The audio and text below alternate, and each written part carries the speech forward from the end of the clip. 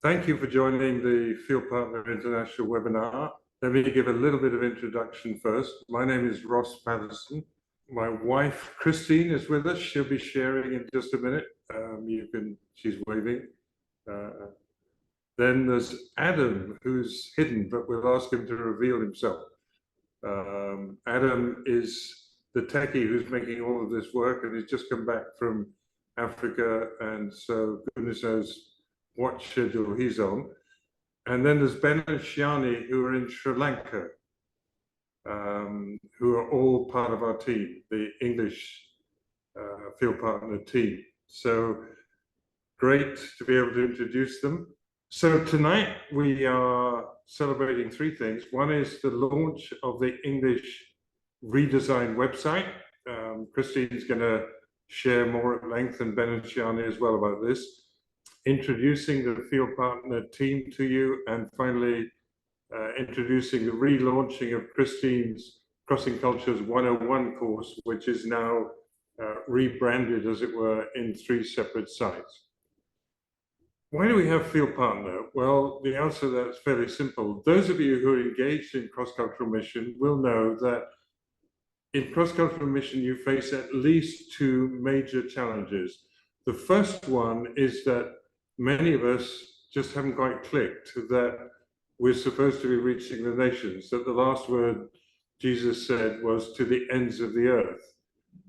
I love Revelation 5:9, and you, the Lord Jesus, have redeemed us to God by your blood out of every tribe and tongue and people and nation. So the first challenge in cross-cultural mission is to get that clear, that is actually Dad's business, Heavenly Father, Dad's business.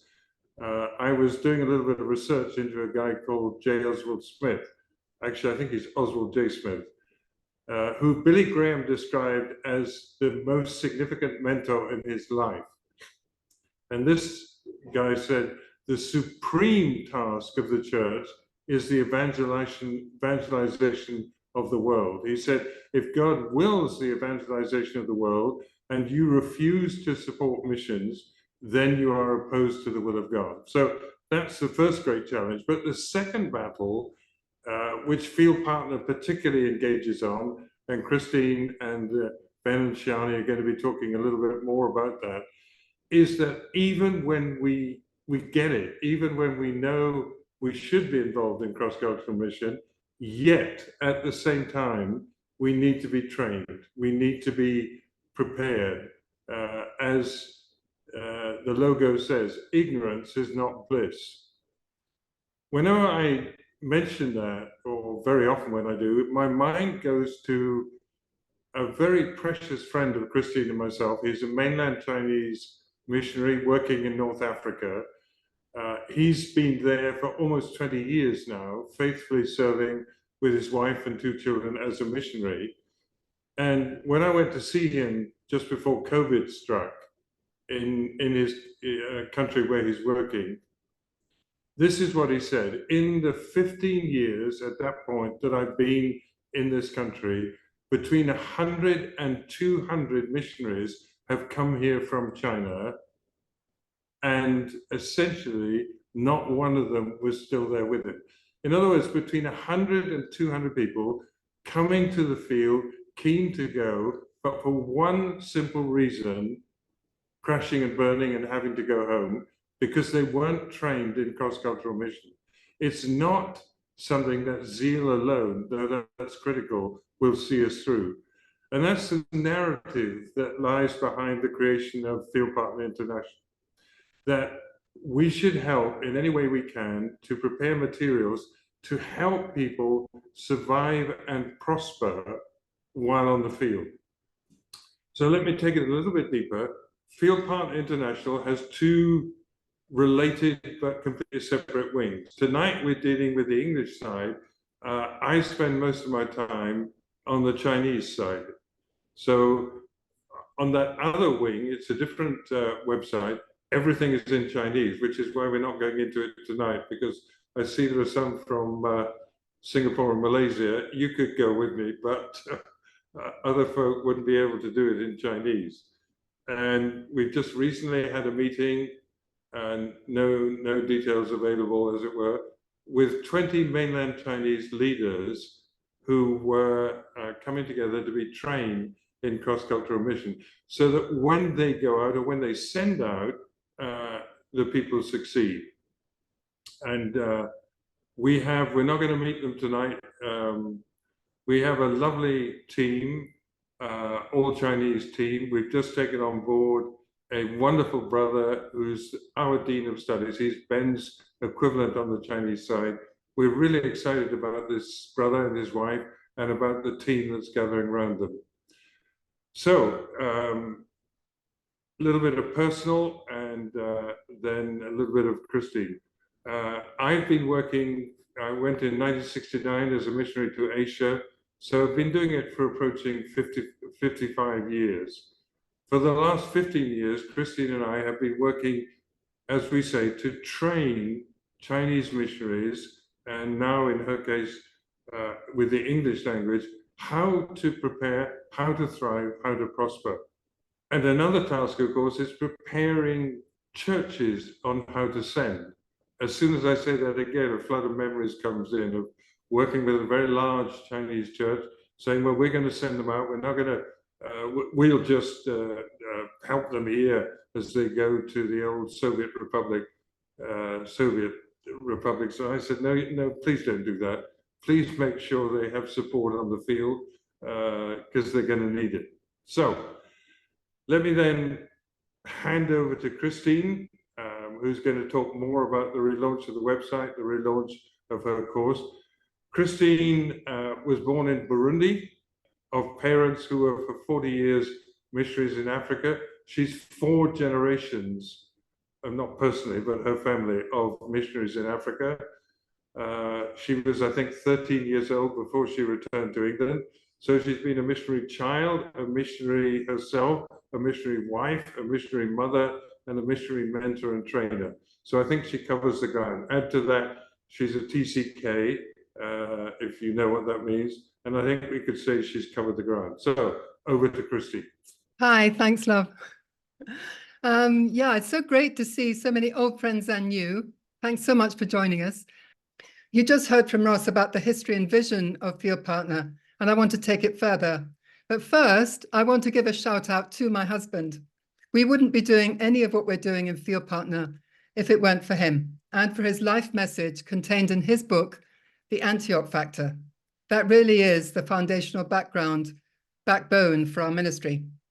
And if you want a manifesto for what he was just talking about, how a local church can capture the vision for becoming a sending church, then what Ross outlines as the characteristics of the Antioch church is a great foundation. There he explains in detail why it had to be the church in Antioch and not Jerusalem that became the context from which Paul and Barnabas were sent out to the nations. Ross also explores what kind of transformation had to take place in the Apostle Paul himself to change him from being a Pharisee of the Pharisees to becoming the apostle to the Gentiles, whose main message was inclusivity and grace. And that is our focus today.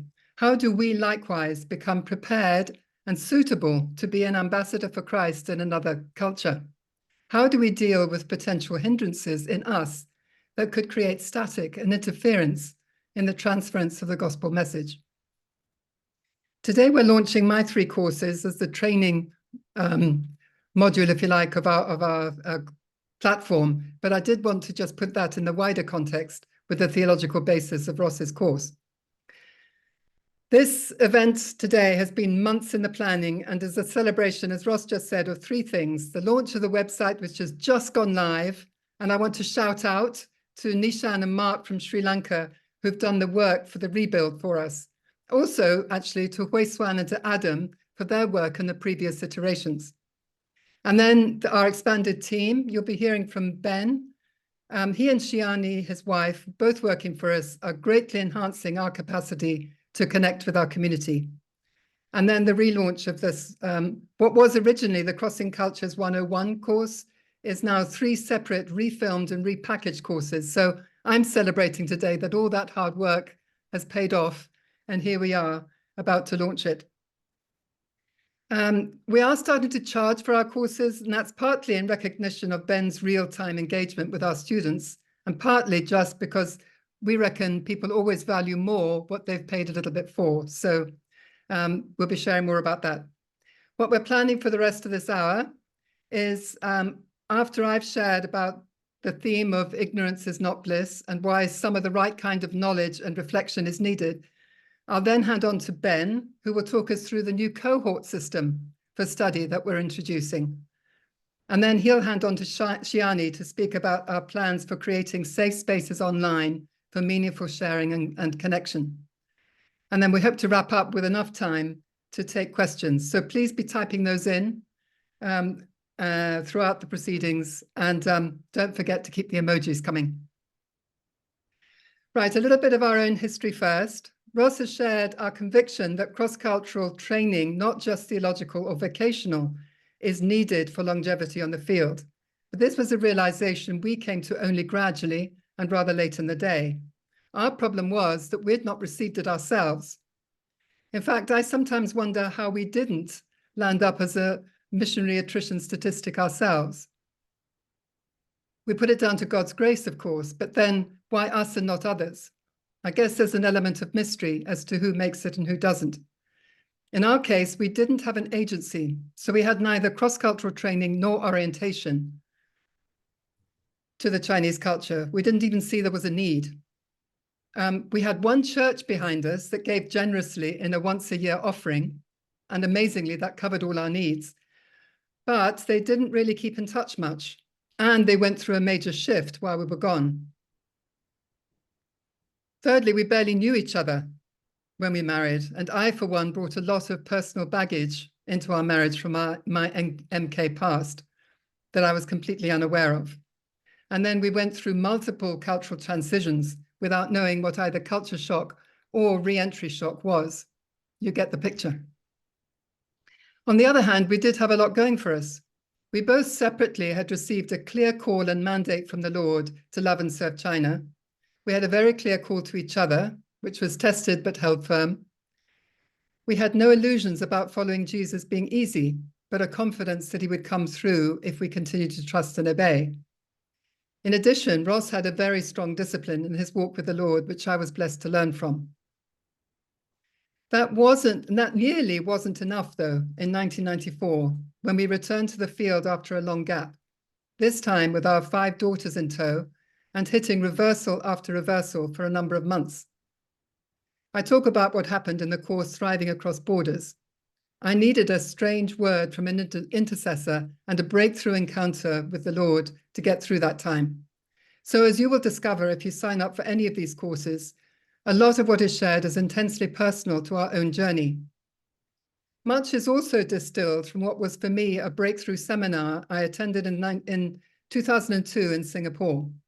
It was with the legendary Dave Pollock, who over 3 days opened up a whole new realm of understanding for me of what it takes to help cross-cultural workers thrive, not just survive on the field. This included giving me a brand new identity for myself as a third culture kid. Through what I learned in that seminar and subsequently researched, and through my own personal reflections, it came to me that not even knowing what we didn't know could have been the undoing of us. Thank God it wasn't. But the sobering truth is that we could have been spared so much heartache and likely mistakes had we known from the start what we had to learn the hard way through experience. Rather than moan about that fact, we have chosen instead to package the lessons learned into content that can help others avoid the same pitfalls. So that's the reason for the title in this webinar. In regard to a cross-cultural journey, ignorance truly is not bliss. Specifically, that's true in 3 different areas, and these have informed our direction and content since we woke up to their importance. Number 1, we often do not know how much we are a product of our own culture and how that can hinder us in crossing into a new one.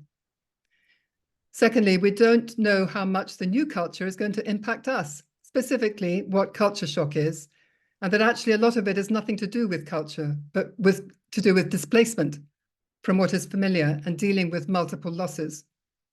And thirdly, we don't know how much and what kinds of support we will need.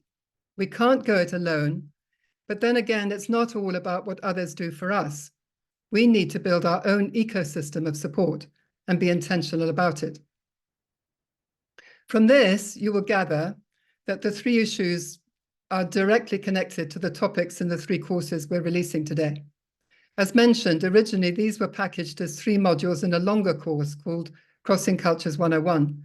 But because not all the content is applicable across the board to everyone, we have re-recorded and repackaged it as 3 separate courses that can be taken in any order and as a smorgasbord from which you can pick and choose. With time being a factor, I can't go into all 3 topics, but we've identified the first course, Know Thyself, as being foundational for the rest and relevant for anyone who interacts with other cultures, not just those heading abroad. So for the rest of my time, I'm going to focus on that. 2 quick quotes to get us going. This one from Marcel Proust. The real journey of discovery consists not in seeking new landscapes, but in having new eyes. And this from a Danish-German-American psychoanalyst, Erik Erikson. The more you know yourself, the more patience you have for what you see in others. Okay, now I'm going to put on a quirky video about being British, and I'd love to see your reactions. Being British is all about driving a German car to an Irish theme park to a Belgian beer and then going home, buying an Indian takeaway to sit on a Swedish sofa in front of a Japanese television to watch American shows and all the while being suspicious of anything foreign. All the while being suspicious of anything foreign. What is your reaction to that? Do you think it's funny, bizarre? Does it ring true? For me, while enjoying the fact that we Brits know how to have a good laugh at our own expense, I also applaud some very honest wrestling that's going on in this guy's head about things not adding up. Globalization is fine, he seems to be saying, so long as we can pick and choose what we like, but remain unchanged. It's different when the foreignness is all about us and we can't relate. Or worse, when we feel that our whole way of life is being threatened. He is at least engaging in some reflection about a degree of conflictedness he detects in himself, and good for him. However, I don't get the sense that he necessarily wants to take it any deeper than that. At a very basic level, Know Thyself as a course is an invitation to dig into this conflictedness, the discomfiture we feel when we see our safe spaces being invaded, our traditions being assaulted, or when we go to another culture and feel at odds with so much difference. As this diagram puts it, there's a dissonance described as frustration, misunderstanding, confusion, tension, embarrassment, or aggression that arises in all of us when confronted with cultural difference. These are the inevitable realities if we engage with the culture to any meaningful degree. We're going to look at the rest of that diagram shortly. In contrast to our young friend, my own conflictedness over being British was completely different. Born into a missions context in Africa during the colonial era, I lived mainly in Rwanda, which of course now is known for the awfulness of genocide. But back then, Rwanda Urundi, as they were known under the Belgians, were the epicenter of what became known as the East African Revival. My parents arrived at the end of the 30s with their Cambridge degrees, expecting to be teaching the local people the essential truths of the Christian faith, but they found instead that many of the African believers had a deeper understanding of sin, grace, and the power of the cross than they did. They had a choice to resist the revival message or surrender, and they chose the latter. As a direct result, I grew up observing what unity across difference looks like, a close bond of friendship and mutual respect across the very deep color bar of those days. When I was sent age 9 to Kenya, then under British colonial rule, to continue my schooling, I was shocked at the difference. At the time, Kenya was still in the throes of pre-independence Mau Mau uprisings, mainly Kikuyu tribesmen wanting to boot out the British. It was a brutal time. The school was surrounded by barbed wire, and there were 2 askaris, soldiers with guns, posted at the gate, though what they could have done to protect us had there been a mob attack, I have no idea. I had no words for what I was seeing, but I felt deeply uncomfortable, especially since in this Christian school, we were not permitted to speak to, brackets, fraternize with, the African servants. Reflecting on it now, I think what I was feeling was shame. Another layer of discomfort came from the majority white settler kids in the school who called us Mish kids the prunes, with the joke, what do missionaries and prunes have in common? They both go into the interior to do good. From my limited viewpoint, the British didn't seem very nice to me. It all came home to roost 4 years later when I was sent, quotes, home to the UK to continue my education at a boarding school there. I had my first very searing experience of culture shock, which I go into in some depth.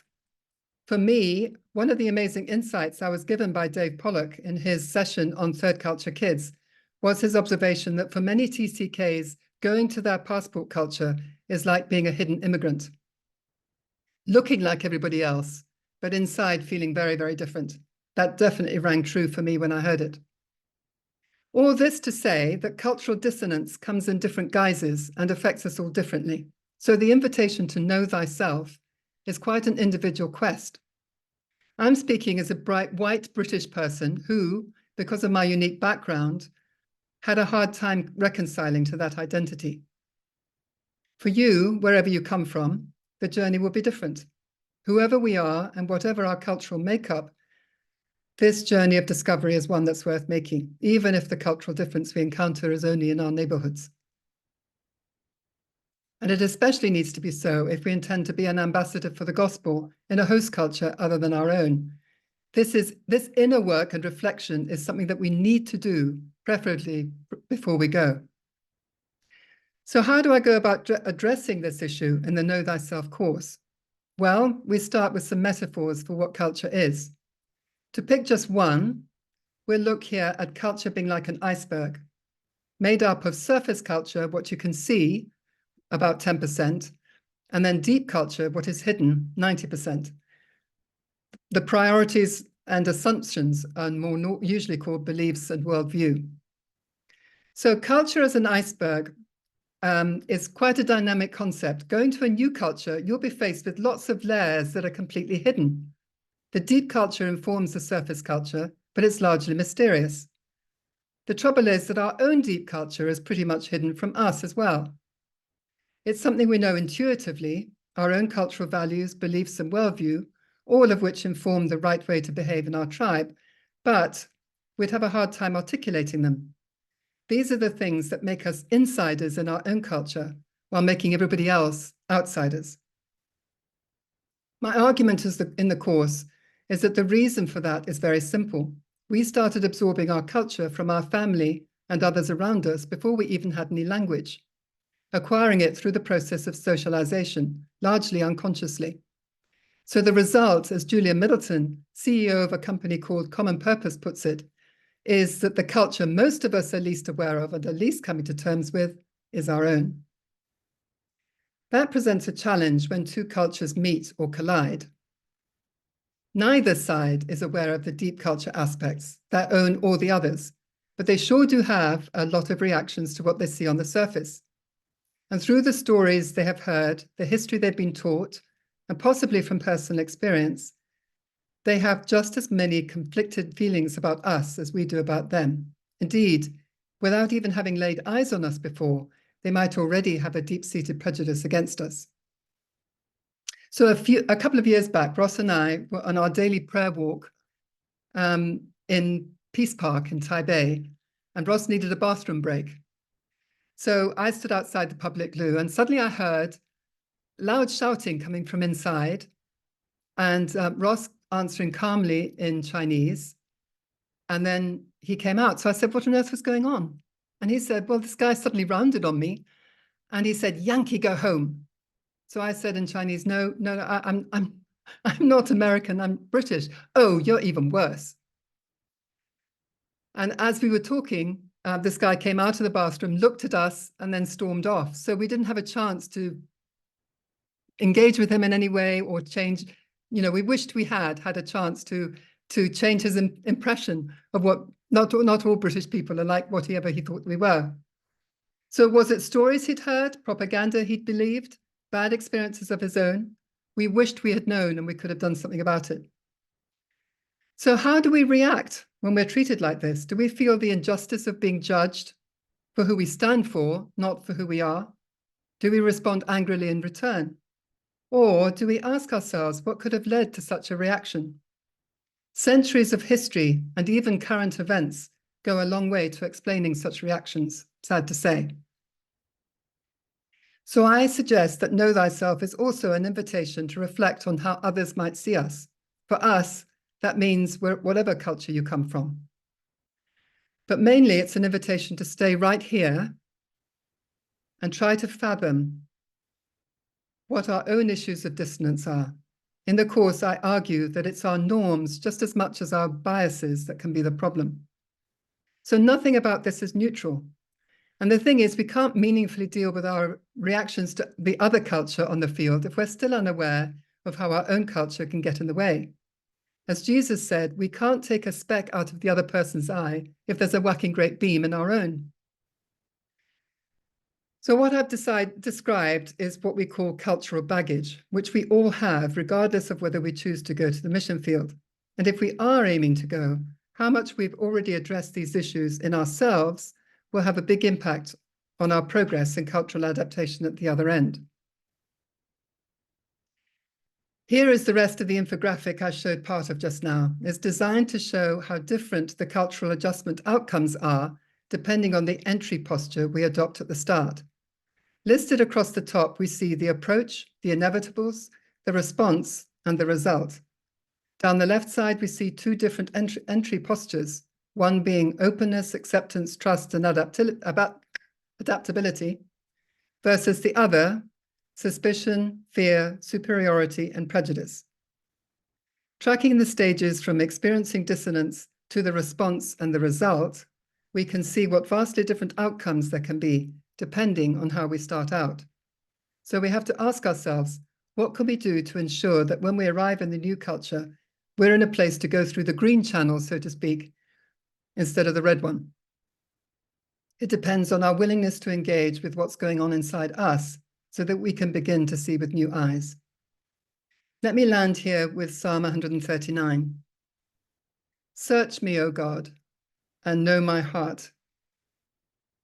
Try me, test me, and know my anxious thoughts. See if there is any offensive way in me, and lead me in the way everlasting. I like the NIV use of the word offensive rather than wicked as in other translations, because that's what we want, surely. For the Lord to show us any attitude in us that's offensive to him, and potentially to those we want to win to him, so that we can deal with them. I hope I've said enough to pique your interest and that you might want to sign up either for Know Thyself and joining a cohort with Ben or one of our other courses, including the Antioch Factor. Before handing on to Ben, there are a couple more book titles I'd like to recommend to take you deeper into these themes. Firstly, Global Humility, Attitudes for Mission by Andy McCulloch. Unfortunately, I didn't come across this until after I'd completed recording the lessons in Know Thyself. But I was blessed to see that much in what Andy shares tallies with my own thoughts and indeed takes it a lot further. You can also listen to a fascinating interview I did with him if you browse the new website and look under resources. This is the opening paragraph of his introduction. Sitting in their living room, sipping sweet coffee from tiny cups, I asked my hosts, a Lebanese Christian family, "You have absorbed so many missionaries come and go over the last 30 years. What kind of people should we send here? And what kind of people should not come?" "That's easy," replied my host. "It's all about attitude.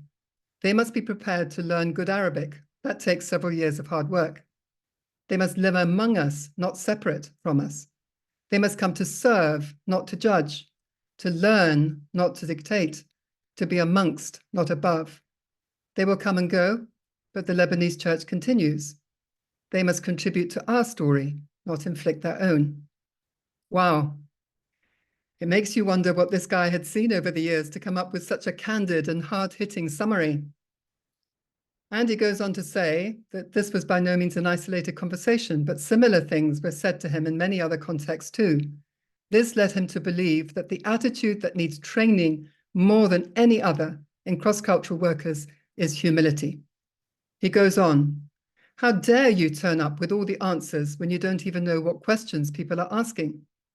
Pride and mission are polar opposites. Pride pollutes mission. The mission of Christ is humble mission. Hard-hitting words, but I wonder if we can agree that pride, cultural or any other kind, pollutes our mission. If we can, then I think the incentive is there to want to deal with it. Secondly, this book, Fire Lilies by Rhiannon Lloyd. I go into Rhiannon's story quite a bit in the Know Thyself course. The trouble is I couldn't verify some of the details, so I tried to research it online. So when my sister gave me the book for Christmas, I could read her whole story for myself. I really loved that. If Andy's book is addressing cultural pride, this one deals with deep, deep prejudice and bitterness over, in her case, how the English had treated the Welsh in the not-so-distant past. The way the Lord dealt with her in that, and then used her story in a ministry of reconciliation in many trouble spots of the world, is inspiring. So, pride and prejudice, to coin a phrase, two characteristics we can easily detect and judge in others, but find very difficult to discern in ourselves. That is the quest of this course. Because there can be such a hindrance to the gospel, we need the Lord's help in recognizing them, dealing with them, and then going out, in Rhiannon's words, in the opposite spirit, to serve wherever God leads us. Thanks for listening. I'm going to hand over to Ben now to share with you what he hopes to do as our brand new Dean of Studies. Thanks, Ben. Thanks very much, Christine. Hi, everyone. So as you heard, I'm the Dean of Studies for the English stream of FieldPartner. Ross and Christine have already laid out the vision behind why we exist and why FieldPartner is here, why we've got the content online. And I want to use this time just very briefly to update some of the changes that Christine has already mentioned, but also, really importantly, the new way that we're encouraging people to get involved in our online content through the groups or the cohorts. So firstly, let me just quickly run through the courses that we've got available. Christine has already given you some brief insights into the content. There is a lot on the website too, so do go and check that out if you want to, but after this webinar. And as has already been mentioned, Crossing Cultures 101 is being split now into 3 separate courses. So Know Thyself, as Christine has talked about, Thriving Across Borders, and Building a Support Ecosystem. And the reason for that restructuring is so people can focus on the content that really applies to their specific situation. So Know Thyself is really our foundational course in terms of self-reflection, because it's applicable to everyone, no matter how much experience you have in cross-cultural living, whether you've been living cross-culturally for 5 minutes or 5 decades. It's a great way of checking in on your own cultural perspective and doing some self-reflection on how this impacts the people around you and maybe how you see things.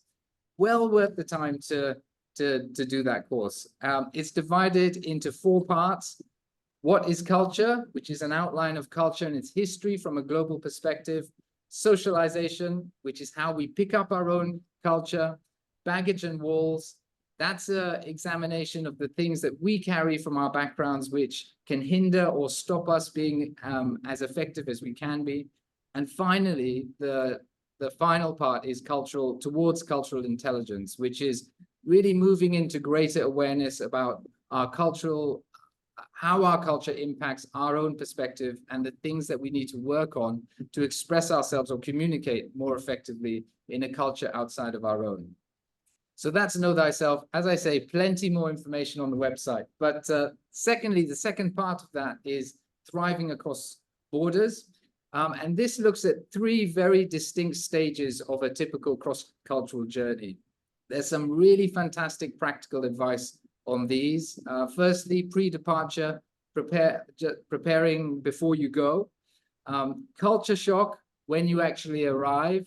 And I have to admit, I was fairly naive about culture shock growing up. I'm a third culture kid, missionary kid, and I was brought up spending a lot of my childhood in South Asia, moving between India and the UK and back again. That was just something that we did as a family. But just after Shiyani and I were married, we moved to the Middle East. And I went ahead of Shiyani, arriving a couple of months before her. And literally the day I arrived, I just started to feel this complete sense of disorientation, like completely overwhelmed with how different everything felt. And these emotions started to come up and rise to the surface, which was really surprised me and really hit me in the face. Thankfully, we got through that. But for both of us, that time was a really transformative time. But it was a lesson for me that culture shock can hit any one of us when we least expect it. And it's in those moments that we need people who we can reach out to and be honest with. The third part of that course is re-entry. And that's that important transition, moving back to your passport culture or your home culture. Then the third part of Crossing Culture 101 is building a support ecosystem. And that's really all about ensuring that the support structures for you and the people around you, your family and your team, are functioning as best as they can be. So not only for you, but everyone who is involved in your journey. And it's based on a framework with the core is what we call core master care. And that really is the central part of everything, our intimacy with Jesus, our relationship with God. That's core to everything else. Onward from that, self-care, caring for our well-being, mutual care, our family, our wider team. Sender care is about churches and agencies and what they have to consider in terms of being able to send well. And then, of course, third culture kids. And then for those of us with children, what we need to consider for them to be able to thrive cross-culturally, and also the risks to look out for when we're dealing with children. So those three courses together is now the new Crossing Cultures 101. As we've mentioned already, we also have the Antioch Factor, and this is really a fantastic 5-part series that looks at an absolutely critical question. How does a church effectively reach beyond its own ethnic group? I would highly recommend anyone to do that. Ross really gives a deep, deep insight into the full extent of the Great Commission, sharing keys to what it takes for a church to truly, truly commit to the ends of the earth, effectively taking the gospel across cultures. A couple of other courses we've got available, Developing Leaders for Cross-Cultural Mission. That's an in-depth look at how Jesus modeled leadership. That's by Brad Thurston. And also Calling, Who, What, Why. And that's a chance to examine our calling to the Great Commission. And again, I mean, I'm literally just going through these really briefly, but you can go into a lot more detail on our website. So find out more there. So that's the content, but this is the important bit. So I really make sure that your volume is turned up for this, because at FieldPartner, we really believe that journeying together and sharing our journey, our struggles, our victories is a way to grow personally, but also through that connection to encourage others that we're sharing with. And that's why we're not simply about just putting this content up online so people can click through it just as a training course online. We really, what is really crucial to us is that it's about fostering a community of people. Very briefly, Shiyani will talk about this later, but we have a Facebook group, which is great, and I would encourage everyone to join it. But if you haven't yet signed up for one of our courses, think seriously about whether you can commit the time to do the course as part of a cohort or a group, an online facilitated group, because that's what we're offering from this launch. Of course, we offer self-study as well. And I know that the timings and the commitments mean that self-study option may be the only one feasible for you. And if so, that is great. Do go for that. But let me reiterate, if you see a course that offers a facilitated study option, do opt for that. And there's a couple of reasons why. I mean, there's many reasons why, but here's a couple. First of all, just learning alongside others means that you have a support network already in place. You have a chance to build friendship, and when challenges come up, you won't be alone. So those cohorts, the groups, offer encouragement, prayer support, and basic friendship.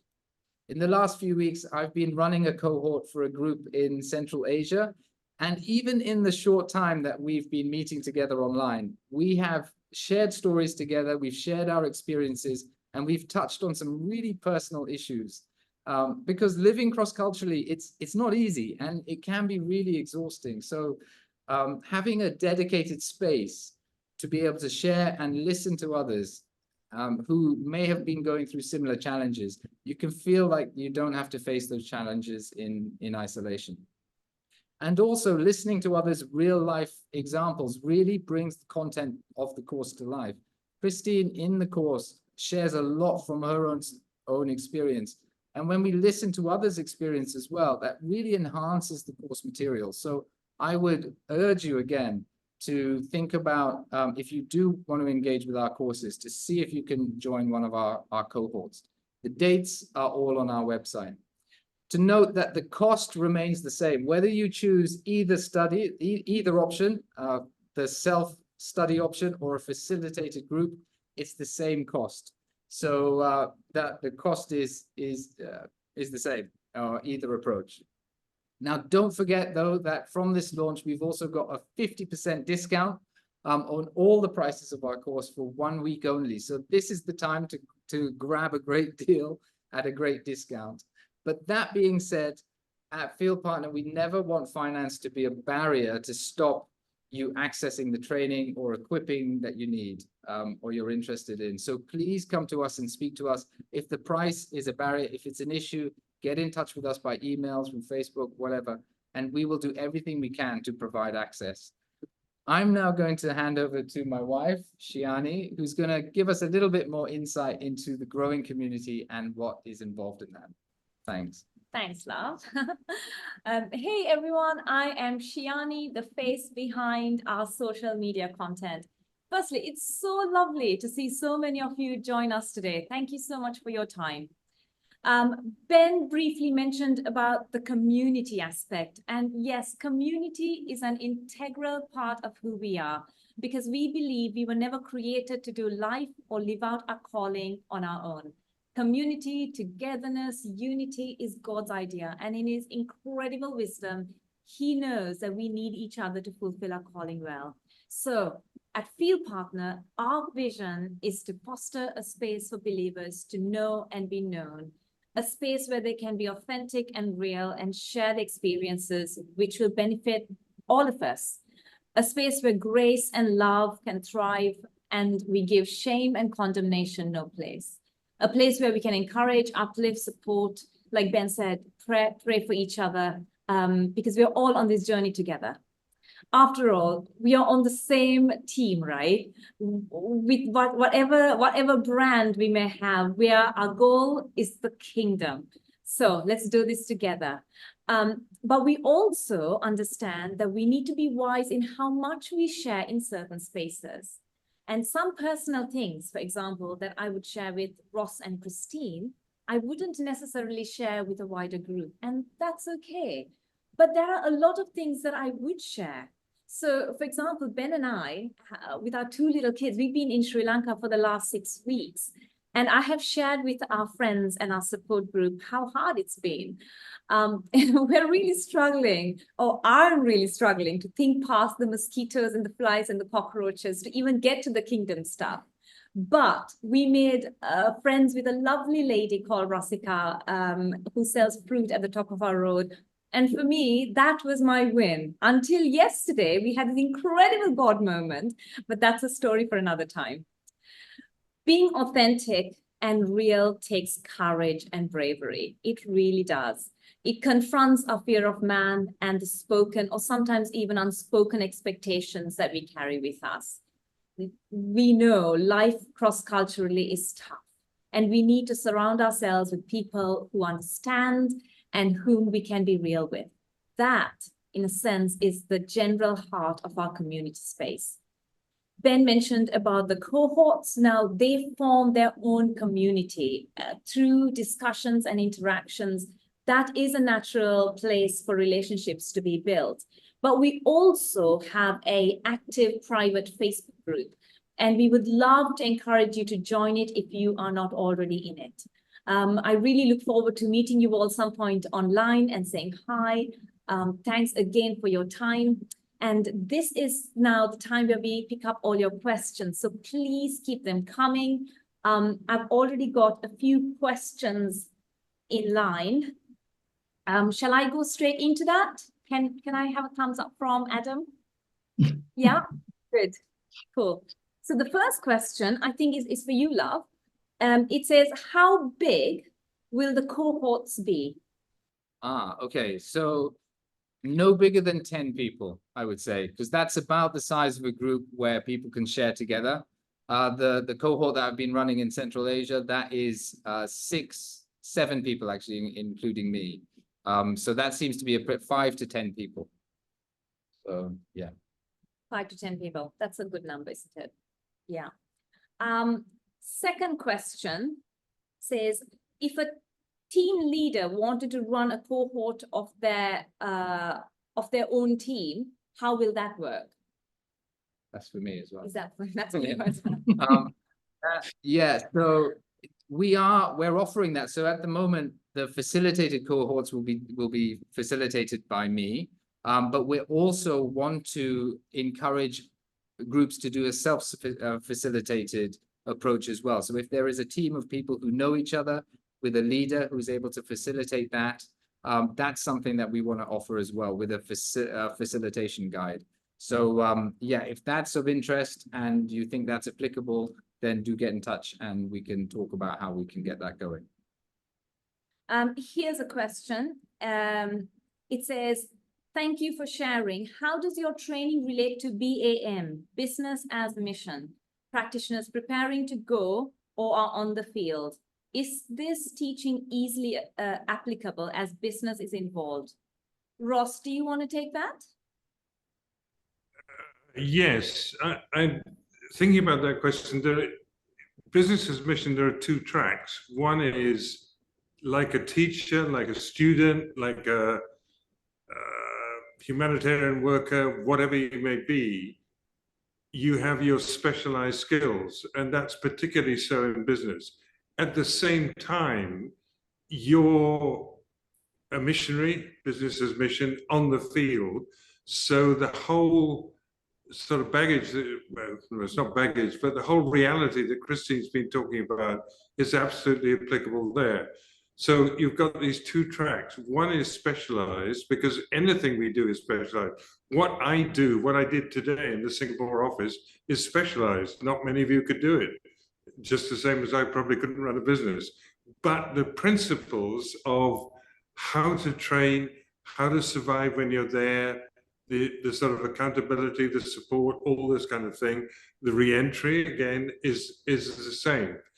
One of the things that in the whole business thing, I think, is one of my concerns, say, with some of our Chinese brothers and sisters going out without specialized BAM, business as mission training. They may spend so much of their time just trying to survive in the business field that they may not have time to reach out and to witness. So both tracks to me are extremely important.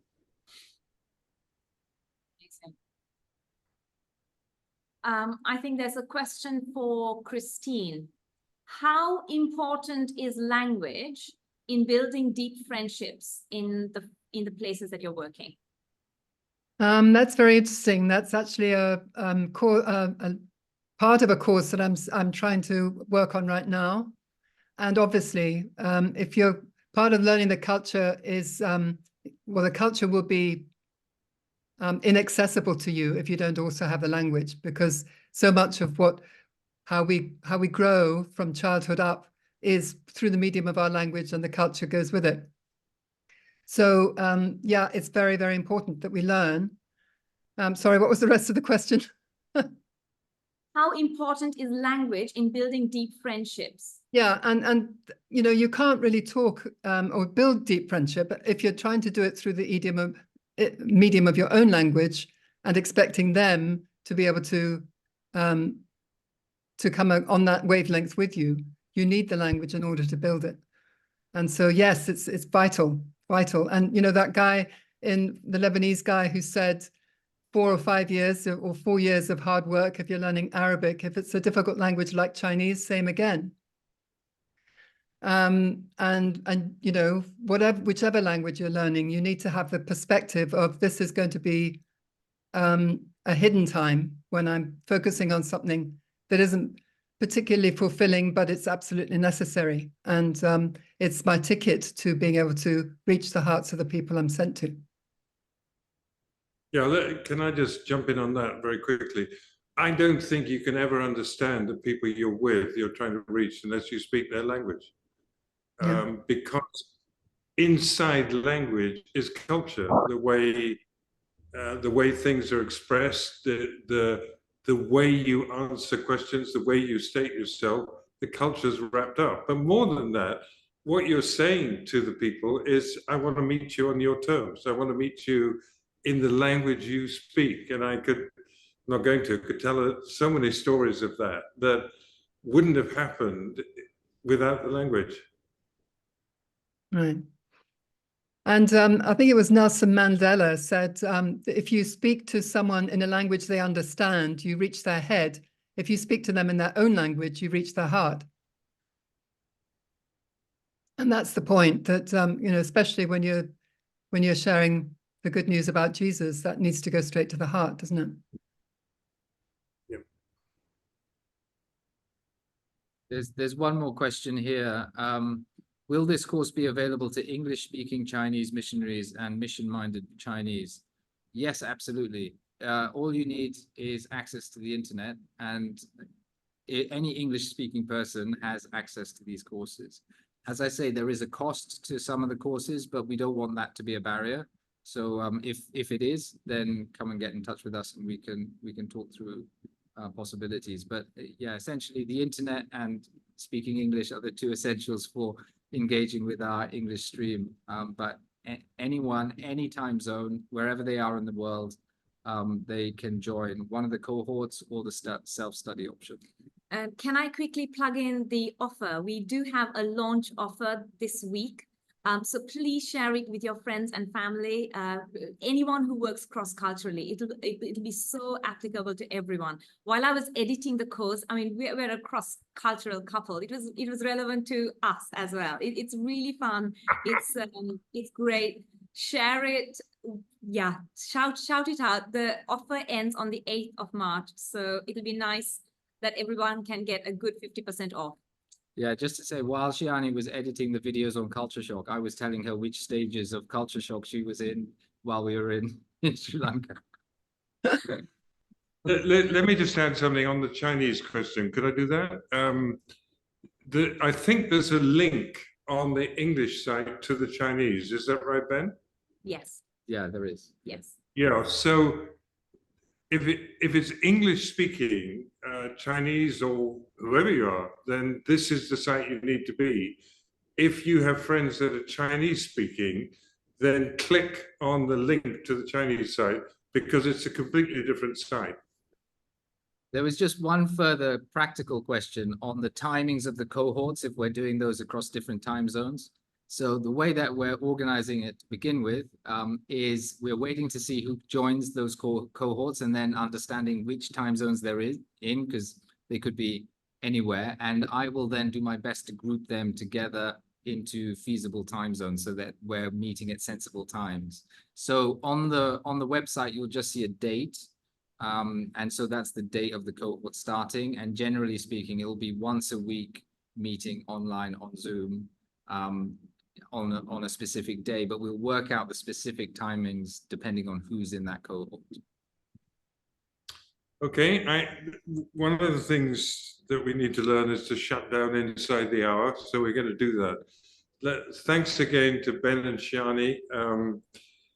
They bring real skills to the table. They're not just coming along to have a go. Ben, in his previous existence, was very skilled in doing what he's talking about. I have to say, in conclusion, I'm pretty impressed with my wife's presentation tonight. So take advantage of these things. Again, as Shiyani said, there's a 1 week special deal. So would you share that with folk? Anyone you can think of, tell them to grab it while it's going. All right, Father, we thank you for this evening. Thank you for Christine's gifting, and Ben and Shiyani and Adam. Lord, thank you for the opportunities that we have. Thank you for the hidden Chinese team and what they're bringing to this exciting ministry. Father, we just ask for each of us that we would be able to say with Paul, 我没有违背那从天上来的意象. I was not disobedient to the heavenly vision. Help us to see it and help us to survive and thrive in it, we pray, Lord. Bless each one here, Lord, with your presence, with your favor, with your encouragement, we pray. In Jesus' name, amen. Amen.